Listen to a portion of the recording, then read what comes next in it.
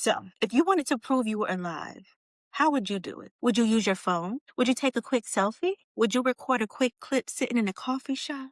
Because right now there is a video circulating of Benjamin Netanyahu buying coffee in a cafe. It was meant to show that he's alive. But instead of putting the rumors to rest, it created more questions. Now people are zooming in. They're analyzing his hands, looking at the coffee, and questioning the lighting. And if they weren't asking questions before, now more than ever, they're asking, is this AI? And as fascinating as that question may be, I do not think that is the most interesting question we could be asking right now. So the real question, at least for me, it's what actually counts as proof anymore? And what would it take for you to believe what you are seeing in this video or any other video for that matter is real?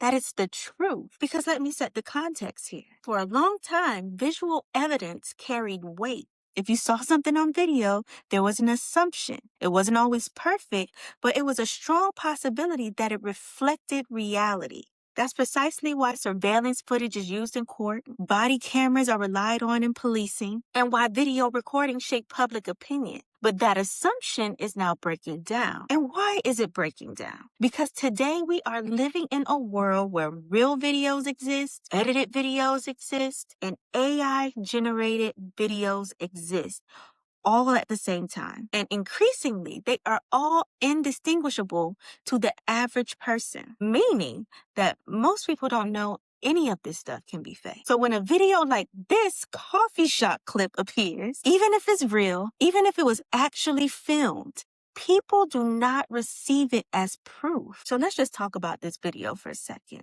because viewers are noticing that things feel off about it. How the coffee looks, how the objects move, how details appear and disappear. Now, to be clear, those things do not prove that this video is fake. Not alone, anyway. There are completely normal explanations for this, such as compression, lighting, and camera artifacts, right? But that's not the point, and I'm kind of digressing right now. But the point is, people no longer trust what they are seeing. And I think we underestimate how much of a problem that is for society, for policy, and for the law. And I want to talk about why this matters beyond the internet. Because in the law, proof matters. In court, evidence has to be authenticated, it has to be reliable, and it has to be relevant. There are rules that actually govern this. For example, under the federal rules of evidence, you can't just introduce a video and say, here it is. It's not going to work like that.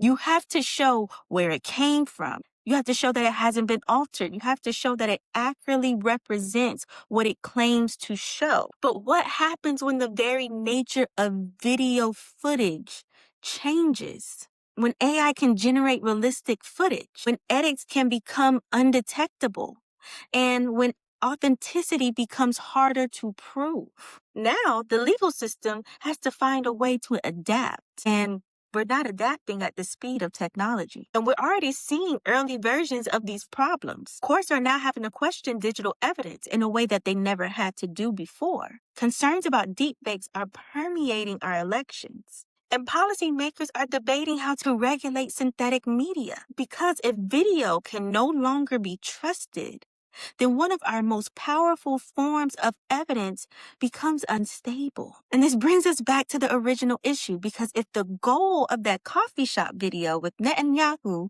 was to prove something, to prove that he was alive, to establish some type of credibility, did it do its job for you? I'll leave you to ponder that one on your own. But now I want to shift to something larger, because this AI-generated video issue is so much larger than just Netanyahu. Because now that we have these AI-generated videos, how do we as a society establish credibility? How do we know that they are real? That's the big disconnect. Because we also have to think about the psychological impact of these AI-generated videos. This shift doesn't just affect institutions and governments and companies. It affects us directly. Because when you are constantly exposed to conflicting information, questionable visuals, and uncertainty about what is real, your brain starts to adapt. and not always in a good way. You become more skeptical and not necessarily more informed. And sometimes that skepticism can turn into something completely different. It can turn into confusion. It can turn into distrust or even susceptibility to the wrong conclusions. Because when everything feels questionable, people start filling in the gaps themselves. And some of y'all not smart enough to be filling in those gaps. But I digress. So what we're seeing here is not just misinformation. It's something so much deeper. It's a breakdown in how we establish the truth. Because now seeing is no longer believing. Evidence is not enough. And perception has become extremely unstable. So when people look at that video and say, something feels a little off here, they're not entirely wrong. But the issue isn't just that video.